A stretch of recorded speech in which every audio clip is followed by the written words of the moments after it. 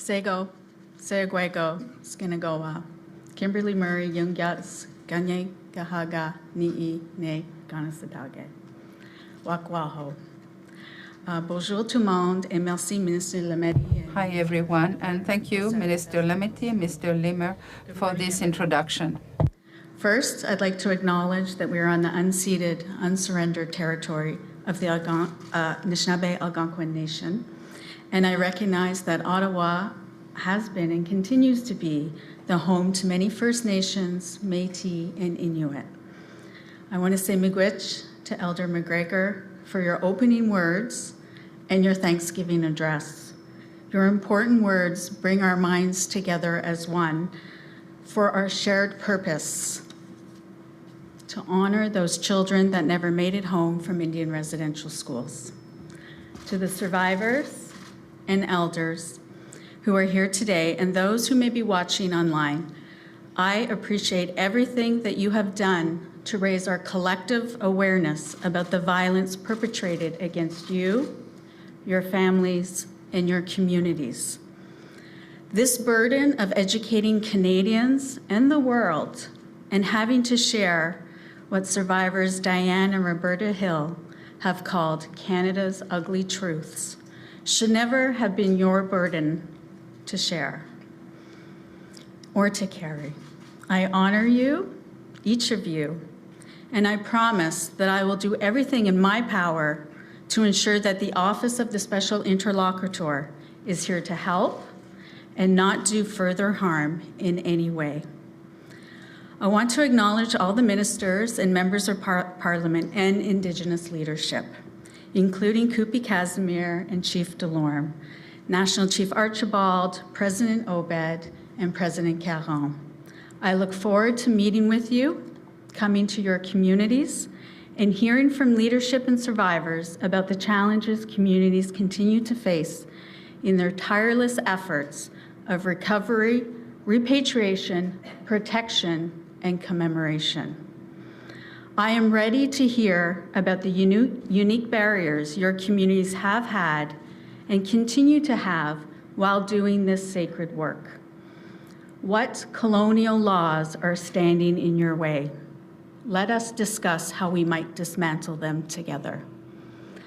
I recognize that searching each site has its own unique challenges based on the province or territory you are in, the location of the lands that the Indian residential schools were on, the religious entity that was involved, and the number of years that each operated. We know that many solutions lie in our culture, in our languages, and with our own Indigenous laws. I hope we can work together to breathe life into these laws and into the United Nations Declaration of the Rights of Indigenous People, so we can build a framework that will respectfully honor and protect the memories and spirits of the children. I want to take a moment to speak to Grand Chief Bonspiel from my community of Ganasatage. Nawigo'i, Grand Chief, Nawigo'a, for your support and the support of the Council of Chiefs. I will ensure that I carry the strength of our ancestors that are laying at rest in the Pines and in the other cemeteries in our community. And I will also honor those children that were taken from our community to Indian residential schools around the country and honor those little ones as well. I trust and I know that the Council of Chiefs and you, Grand Chief, will let me know if I stray from our Indigenous teachings and gently guide me back on course. To the survivors of the Mohawk Institute, I had the great privilege of working with you over the last 11 months. I say Nawagoa, Nalkagwego, Gunarunkwa. I love you. I'm here for you, and I will always be here for you, to assist you as you continue the ground search and document collection efforts and processes to recover the missing children at the Mush Hole.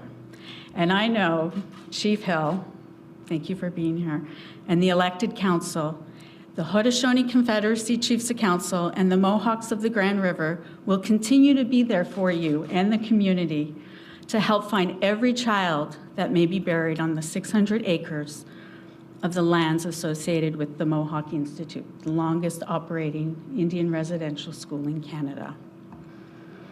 Ce n'était pas une décision facile d'accepter ce It rôle was not an easy decision to take on this special interlocutor position, but after consulting with the elders, my family, and members of the community, I committed myself to doing this job with humility, respect, honesty, and courage. It was not an easy decision to take this role as special interlocutor. But after consulting with survivors, elders, my family, and community members, I've committed to doing this work with humility, with respect, honesty, and courage. I want to say nawe to all those that put my name forward. I'm humbled that you've entrusted me with this important work to bring justice to Indigenous children and their families now and into the future. As Minister Lametti, maybe you didn't say this, and this is what my notes are saying, indicated, my mandate will commence on June 14th, 13th, 14th, and will last for 2 years.